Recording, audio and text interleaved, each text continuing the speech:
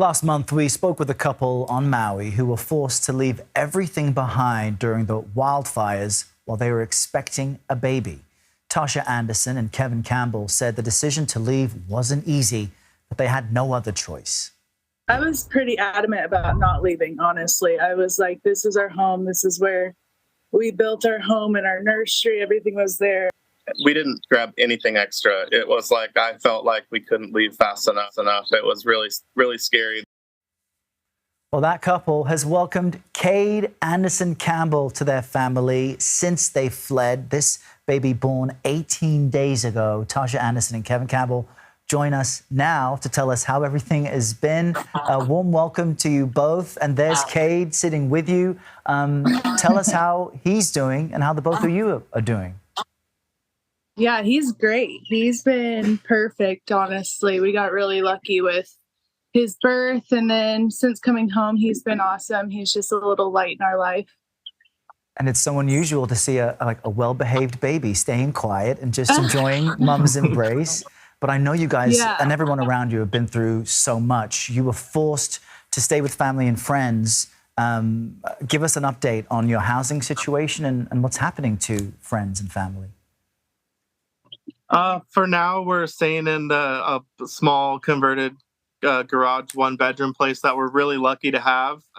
But it's not ideal for our family, so we're on the search looking for a long-term rental and trying to figure out what our next step is here. We just have a really old dog and a cat and a newborn baby, and not a lot of space for anything here. So just like everybody else, we're all trying to figure out what our next step is and, looking every day at what rentals come up. And there's a lot of people that are displaced that don't have a good solution. So it makes it harder for everyone. But we're doing the best we can. And for right now, we're pretty lucky just to have a stable place that we can kind of gather all of the baby stuff we need and kind of get starting over here, and something will turn up eventually. Yeah, and I know that's true for so many as far as what they're going through. But I got to say, Kade is like irresistible to look at as he's like trying to communicate in baby language. I don't know what he's trying to say or show. I know. But it has been a month since the fires. And I'm wondering in that time if your view of the response has changed, now that the spotlight has left.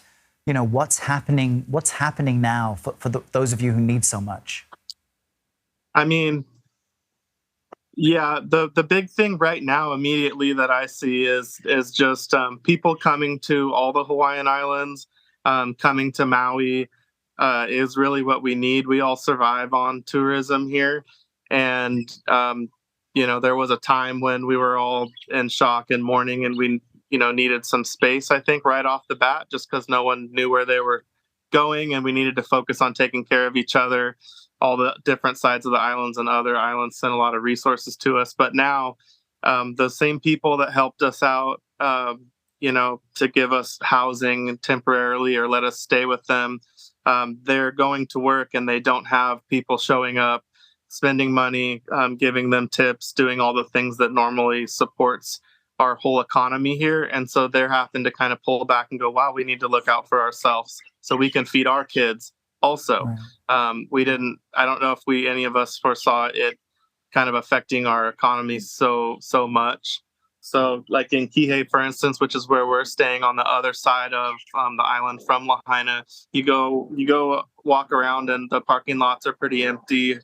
Hotels are pretty empty. Restaurants are empty. So you feel for everybody, whether they were in the fire or not. They're all being affected right now, maybe not taking as much home to support their families. And then if they weren't in the fire directly, they're not maybe getting some of the same assistance. So we just need people to come out here and spend money and go to places that are not affected. And, take that trip to Hawaii if you were thinking about it. Come to the south side, go to the east side, go up country. There's a lot of places here that are unaffected, that are beautiful. And those same people that you're going to spend money with are doing what they can to help us out from Lahaina. So it's really kind of a reciprocal thing. And we're all affected by the lack of tourism on the island right now. It's a great reminder that that's still something that locals welcome and need, which is tourists to keep visiting. areas not affected by the fires. I'm wondering what you make of the efforts by people like Oprah and Dwayne "The Rock" Johnson to create a People's Fund. They've received a lot of criticism for that in trying to get money into the hands of those who need it.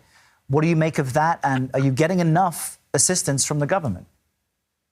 So everybody's having a different kind of experience with that, depending on what they qualify for or not qualify for.